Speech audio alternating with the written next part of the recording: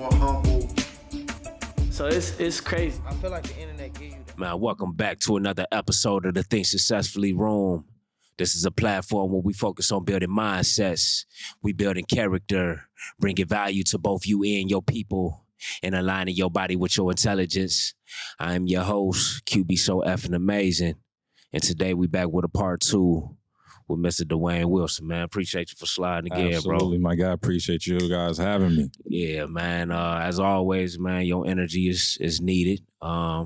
Very good conversation, man. And last episode we went over what got you into the realm of finances. And obviously that was a very good episode, and we didn't have time to go further in depth regarding other topics.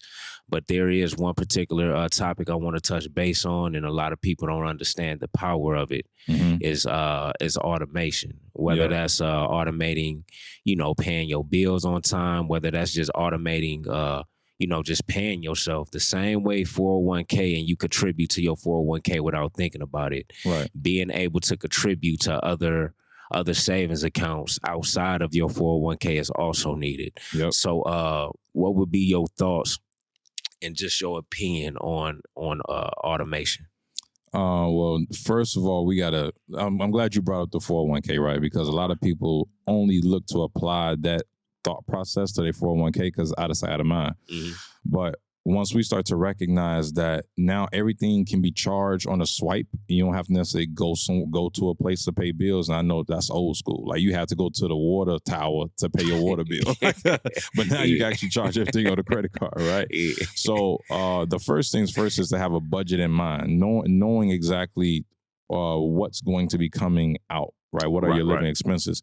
And so literally what I do for my household is I have all of my bills being charged from my credit card. So then at the end of the month or either every week, whenever that I know that bill is due, boom, I just pay it off right away. Facts. Now, why is that important? Is because they are literally banking on us making the mistake. And by they, I mean the financial institutions. Mm-hmm. Because they're like, you know what? I need to charge someone interest. That's how that's the only way a bank makes money is by charging people interest because they want to loan out money. And so they're literally saying, hey, I'm going to give you this cash reward, 1%, 5%, whatever it may be, banking on the fact that you're likely going to build up this debt. Yeah. And now you're going to be screwed.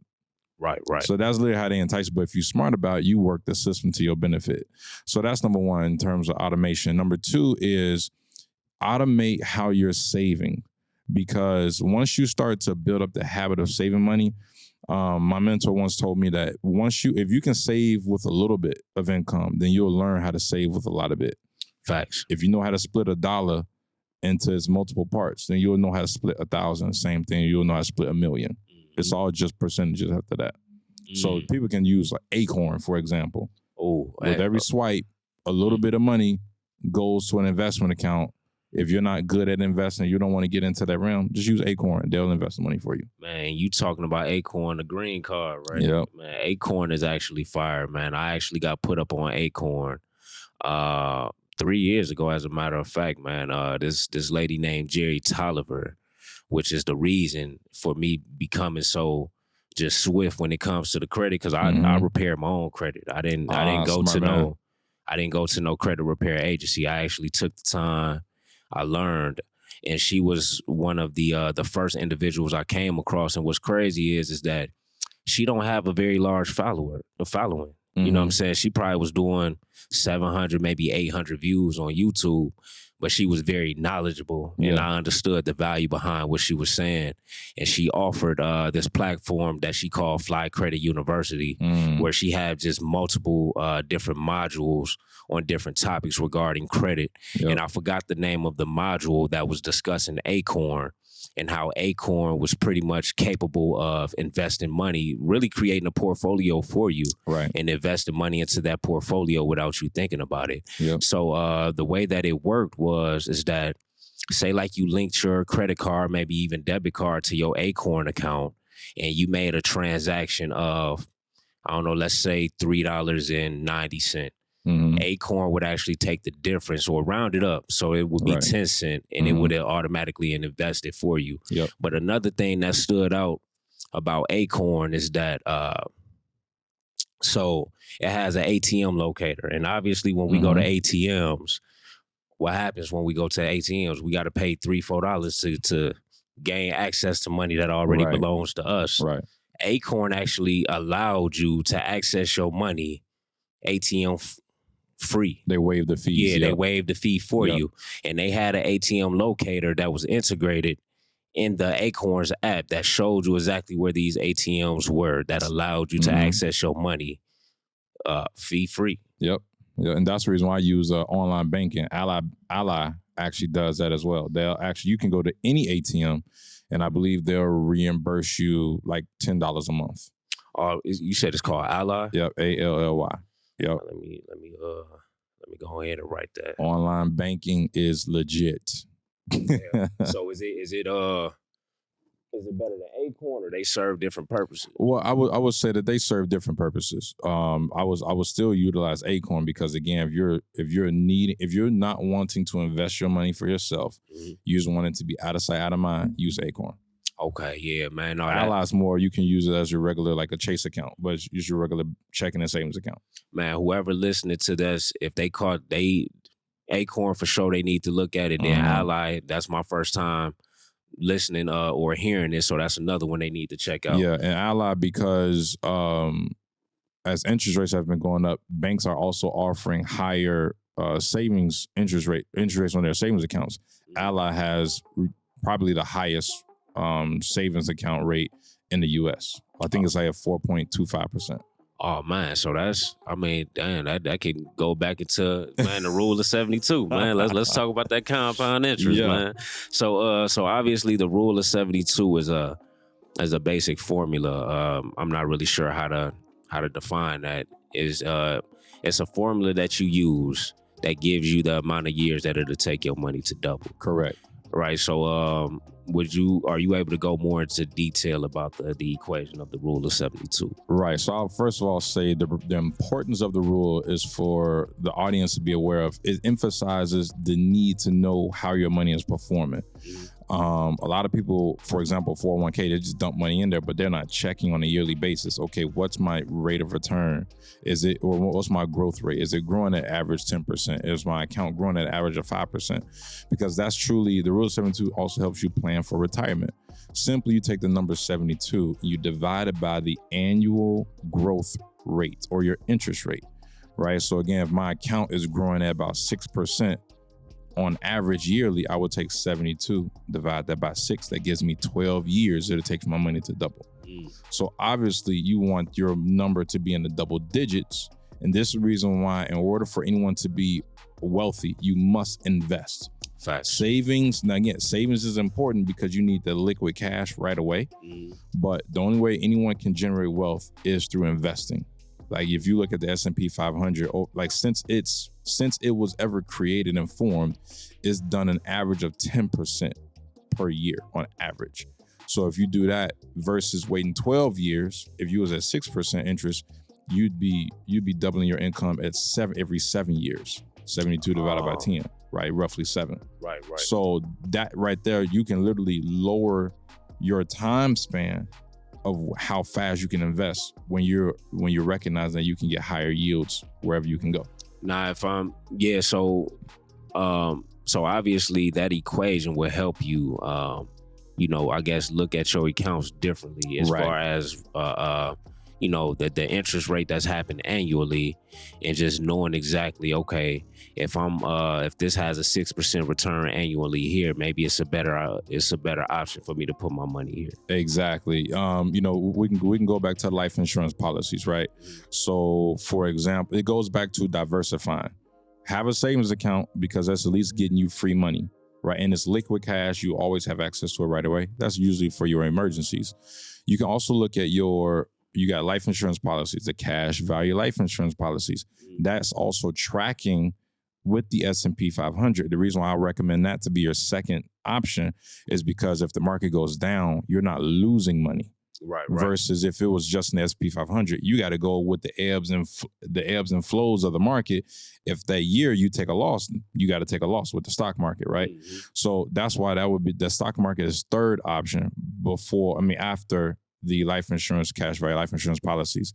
But also too, we can look at this as we can also look at the 72. What was the rule of 72 when it comes to our other investments or business opportunities. Facts. If a transaction, I'll use real estate for an example. Mm-hmm. If I am going to purchase a property, I'm going to benchmark, is this a good deal based on my portfolio? If my portfolio, such as cash value life insurance, such as S&P 500, for example, is yielding me an average of 10%, there's no need for me to risk a large amount of money or capital for a real estate purchase if I'm going to yield only a 8% interest rate. Interest. I might as well just leave my money and continue to invest more in my cash value life insurance policy or in my stock market portfolio. Yeah. But if something's going to yield me 20% or 30%, whatever that may be, well, now I know my benchmark. I know this is a smart deal. I'll use trucking, for example, right? If I'm going to spend $60,000 to purchase a truck, I don't know what it is. Let's just say $100,000. I must break at least $10,000 in that year in terms of profit. If I cannot, now again, it may not come in that year, but let's just say it's an average of 2 years. I must have profited over $20,000 in the 2-year span for me to confirm this is a smart business transaction for me to do, based on the benchmark of 10%. So this is the reason why the rule of 72 is helpful, because it's at least you're knowing, if I continue to repeat this cycle year after year after year, I know where my money will be. Now, again, man, I want to make sure that they understand, like, when they use this equation, like, I'm going to just use, 7%, for example. Mm-hmm. If they take 72, is it divided by 7? Right. I want them to understand that you don't move the decimal places, correct? So you don't divide it by 0.07. Correct. You divide it by 7. By the interest rate. Yeah. 7. So I just want to get that clear, That's get that out point. there. All right, man. So man, no, that's actually that was an amazing breakdown, bro. I definitely appreciate you for that.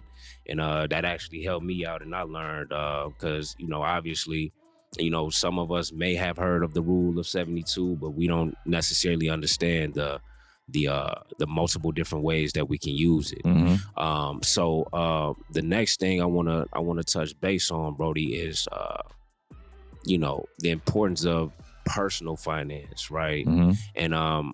And I use the COVID-19 pandemic all the time, because I think the COVID-19 pandemic has really proved exactly how important it was for us to prepare for emergencies, mm-hmm. whether we're talking about illnesses, maybe even a job loss, maybe even the death of the breadwinner. All of that matters. And the COVID-19 has proven that we don't prepare enough. True. So would you mind giving me your opinion regarding personal finance? Well, it depends on the age group, right? So we're talking about someone that's young, between their 20s and 30s, right? Then they're going to be, in my opinion, they should be focused on producing income. Mm-hmm. That should be the number one goal. Producing income, focus on producing income while you have a system set up for retirement. Again, it goes back to the 401k, cash value life insurance policies. Other than that, your primary goal is to produce, maybe between 20 to 40. When you get to 40 to 50, in my opinion, your mindset should be shifted on, okay, by that time, I'm probably going to have my kids in college around that time, roughly between 40 and 50, or I need to secure my strategy on retirement, because not everybody wants to work, for the rest of their life. Facts. Depending on what the work is, right? I mean, I love what I do. So, me being an investor and trader and real estate investor, I'm like, I can do this to the day I die. Right. Yeah. But for individuals that are working, let's say a 9 to 5, predominantly of the time, they're wanting to secure their retirement. So at this time, I like to talk with clients at the 40 to 50 range, because to get a life insurance policy at that time, it's too costly. You don't already missed it. You don't already miss your time. Mm-hmm. But you can utilize this strategy called annuities. Now, a lot of people don't know of annuities because they were so caught up on pension plans. They wanted a company that offers a pension, but literally an annuity is a pension, and a lot of people don't know that. So my fault for cutting your wheels tomorrow, bro. Is man, so a pension is just something obviously that's promised by the company. Exactly. And then the annuity is a contract between you and the insurance company. Or you and the insurance, you and the annuity provider, because they're not necessarily always an insurance company. Okay, so I'm sure you was about to get in that before so yeah, the benefits of an annuity. Yeah, so the reason why the annuity is so powerful, similar to a pension, is because with a pension, it's something that you accrued over time. It's just like a 401k, except for they offer guarantees with a pension, which pretty much says, hey, when you retire, you're going to get X amount of dollars every single year. Now, with an annuity, you're kind of starting off when you decide to create an initial deposit. So, for example, what I did for my uncle a couple of years ago, you brought up COVID, right? This is a great example because during COVID, the stock market crashed. Yeah. It dropped over 30% in 2022. So with the annuity, it also offers guarantees, such as you're not going to, your base principal, you're not going to lose any money. So when the market goes down, it's going to be 0% loss to you. The only thing you still have to pay for is just a service charge. Let me make sure I make that clear. Right? There's a service charge, an annual service charge for them trading and managing your money, right? So that's the only thing you pay for.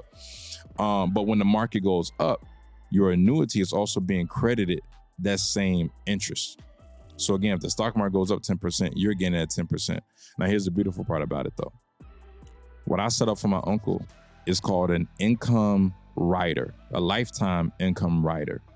So I won't give his numbers, so let's talk in general terms. Okay. Let's say I have 6 figures. I have 100K. Typically, on average, I'm gonna use that, right? On average, if you wait about 20 years, if you wait about 20 years, your income, you can literally have 7 figures in income. If you could wait 20 years. So the way the annuity works is that it literally will sit in an account, let's call it about 10 years. After the 10th year, it'll then start producing you a check on an annual basis. Let's just say it may start off with $1,000, right? For that first year, you like, this ain't nothing. Like, I put in 100K for this. Right. But every single year is going to produce a little bit more. Now, if you're married, this is for the married couples. If you're married, you want to set up a joint annuity, because now when let's just say let's say it's the husband, the annuity is under his name. When he passes away, the income doesn't stop. It continues on under the wife's name.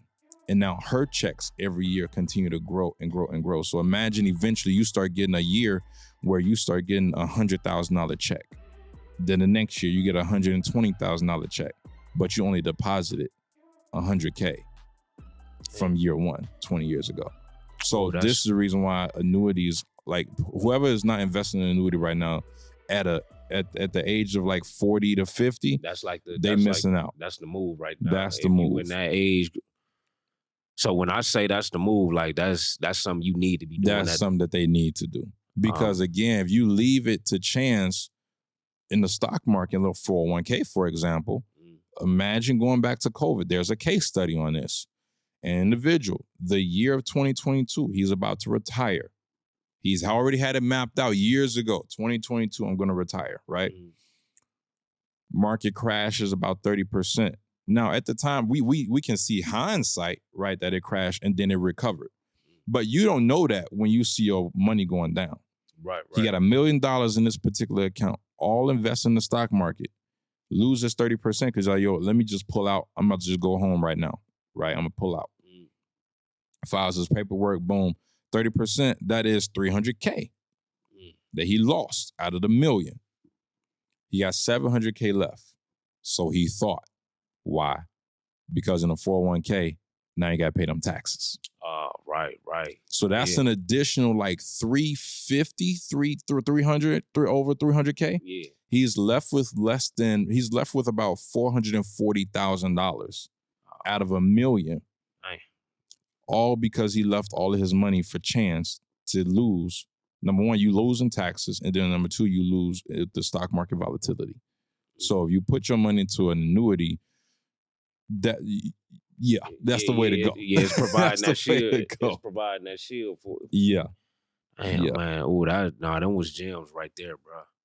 That was a lot of valuable information, bro. Definitely appreciate you for that, guy. Absolutely. Man, I think you touched on annuities before I even asked about annuities, man. Man, appreciate that, bro. Man, Dwayne, man, appreciate you for sliding today successfully. That's what I do, baby. Man, appreciate you, man. I know you got to slide, man, but man, hey, appreciate y'all for tuning in to this content. Make sure y'all subscribe to the YouTube channel. I should have been said this. Got episode 1, but yeah, make sure y'all subscribe to the content, man. Tune in, bunch of valuable information, man. So without that being said, y'all, life is good, life is wonderful. Be blessed to be alive. Self-sufficiency is how you survive. To the kings and queens, to the guys and goddess, forever and always. Think successfully.